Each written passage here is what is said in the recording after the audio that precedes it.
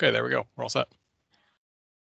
Good morning. Today is June 22nd, 2022, and this is a public information meeting. I'm Peter Allen, Councillor for District 9, and present today at this meeting are Mark Fredericks from the planning staff and the applicant Michael Ozemi. And I'd like to mention at this point, there's been no evaluation or decisions have been made at this point. So we're going to start with Mark doing the presentation, and when you're ready, Mark, you can start. Perfect.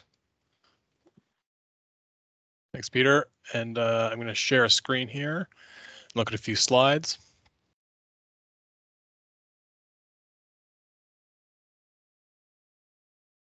Okay, so my name is Mark Fredericks. I'm a planner with the County of Kings, and we have received a planning application for an event venue. This is considered through a development agreement in this particular area.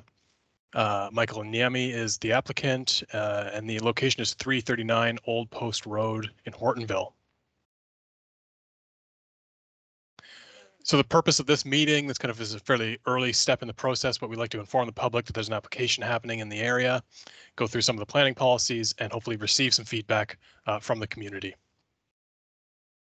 So the proposal is, the applicant Michael has requested, with permission from the landowner, Wim Peters, to develop an event venue space in this barn. This is quite a beautiful timber frame structure, and successfully hosted, I guess, some family weddings in recent years, and has proved to be quite a popular spot. This is a photograph of the barn, and there's some gravel access points around it, and there's some yard spaces on either side of it as well that I think are intended for some temporary structures. So what's cool about the yard space is that they can be used for parking and these temporary structures, but they can also be reverted back to agriculture because we are in an agricultural area here. So we'll take a look at the site plan. This is the barn that we were just looking at, and there'd be a temporary structure at the end of that barn and another one kind of in front of it. And then this hatched area here is a large area to accommodate lots of parking. So sometimes these events can accommodate or can interest a lot of people. And so a large parking area is certainly an important aspect. But again, these temporary structures and this parking lot are all on kind of open field or grassland and can be easily converted back to agriculture in the future. But this little snippet here that we're looking at is just a small piece of this property. This is quite a large property in Hortonville, and this red outline kind of shows the full extent of the boundary at this time. There may be a subdivision plan to divide it somewhere back here, I believe. But the temporary structures in the event venue location would exist down here, where there's a barn. And this is on Old Post Road.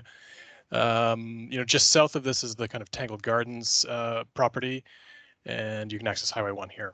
So this is sort of in a quiet street just off of Highway 1 in Hortonville.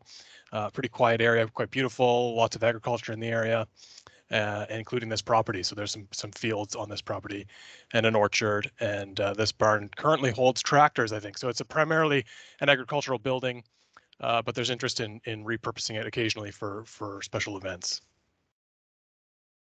So yeah, the zoning here is what's interesting. This is an agricultural property, or in the A1 zone.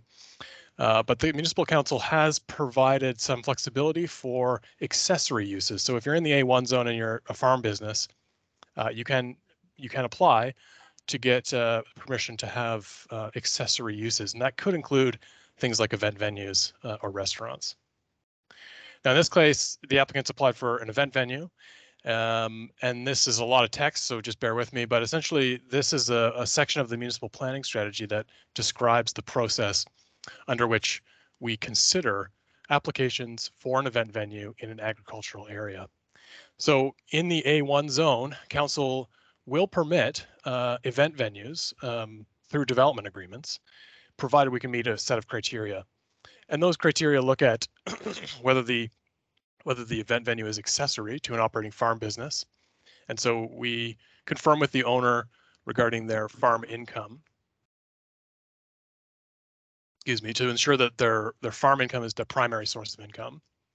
We also establish a maximum setback from the road, and that's to preserve as much agricultural land in the back fields as possible.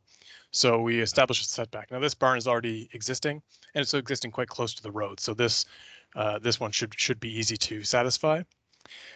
The criteria also look at conversions of existing buildings or proposed new buildings.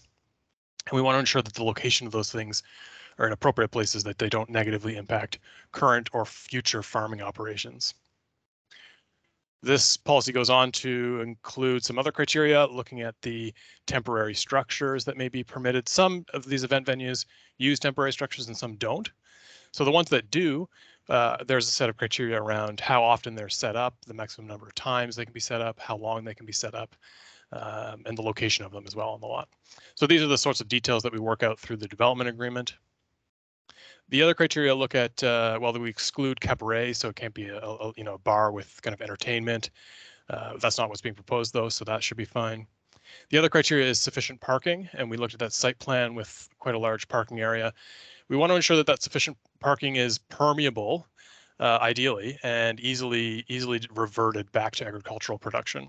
And we've got a pretty good proposal here, and that is largely a grassy, dry, grassy area. So relatively stable, but easily reverted back to agriculture in the future.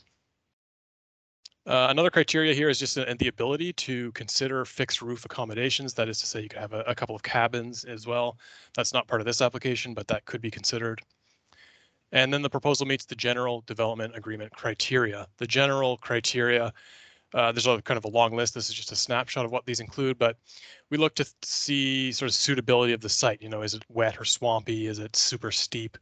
Those sorts of concerns. In this case, we've been to the site and it's quite appropriate. We feel like, and there's no impact on well fields in this area. There aren't any in this location. There are individual private wells, but there are no designated well field protection areas. This set of criteria also allow us to consider land use conflict. So an event venue sometimes could be loud and it could be late at night. So we want to consider, does this type of use introduce opportunity for land use conflict with potentially residential neighbors or people who may live close by? So that's a big one. And, you know, sometimes we look at buffering and sounds and hours of operation as ways to kind of control or mitigate some of that conflict. We look at feasibility of services. You know, is it reasonable to expect that you could get a well or potentially a septic on this location if needed? We look at financial impact on the municipality if and when that applies. We also look at the general intent of the planning strategy, and is the proposal in keeping with that intent? And, you know, the A1 zone is quite heavily protected. It's a very protective zone, but it does allow for accessory uses, accessory to farm businesses. And so this is certainly in keeping with that intent. Now, the process that this sort of application typically goes through, we hold this meeting, which is a public information meeting, and we bring that report to the Planning Advisory Committee sometime in the future. And that committee will consider the development agreement. They'll consider some of the public input that we may have, and they'll make a recommendation to municipal council. And then council holds a couple of readings, including a public hearing in their approval process. And the properties that get notified of this public information meeting also get notified of the public hearing. So there's certainly further opportunity for public to get engaged. But at this phase, we're just looking for general comments, general concerns from anyone in the neighborhood. And to that effect, this is my contact information. So if you're watching this video and you have questions, or you live nearby and you have questions, either way, you can give us a call or email, and we'd be happy to talk that through and see what we can work out through the development agreement process. With that, I'll pass it back to Councillor Allen. Thank you. Thank you, Mark. Michael, at this time, have you anything you'd like to add or say? Yeah, I would like to speak to some of the general principles that Mark mentioned, particularly the vol. Just we want to make sure women and myself were keen on making sure that the property and the area does maintain its quiet and undisturbed nature. And so we just want to make sure that people understand we are willing to work with whatever the community is happy with. We're interested in if we want to have a maximum of events, like what number that would be, you know, whether that be 12, 8, how many that we could run. We're committed to, because we know that that is, well, definitely doesn't fit with the sleepy, the sleepy environment.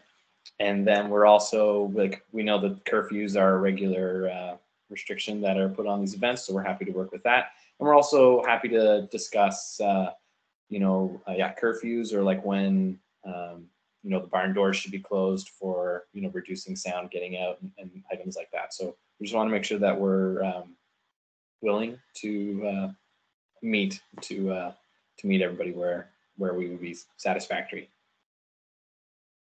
And maybe I just wanted to mention that the reason why we're doing this is not really as we're really satisfying a pull that we're starting to feel from tourism and locals in the area that would like to have a wedding at this venue. You might, if you know the venue, it has a very beautiful view of the Dykelands as well as Blomidon, and people would love to have that in their photos and things. So it's a beautiful barn built by Wim Peters 10 years ago. So Wim has people just drive by and come down and take pictures, or some people even come to his house and knock on the door and say, "Hey, can my daughter or son get married here?" And even in the past week, we've had 2 people come by. Wim was telling me.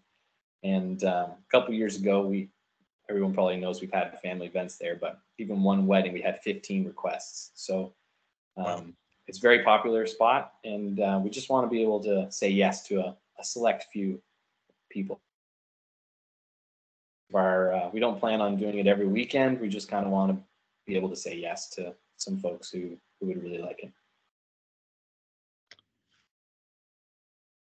Great, thanks, Michael. That really helps. Yeah, thank you. Okay, thanks, Michael. I'd like to add, Mark has provided his contact information, and anyone that has a question or a comment, when you contact Mark, would you also provide your civic address and name? And with that concludes our meeting. And I'd just like to comment, Michael, that backdrop to that barn, that the view is number one. Yes. Very beautiful. So that concludes our meeting today, and I'd like to thank the people involved here today. So very good. Great, thanks, folks.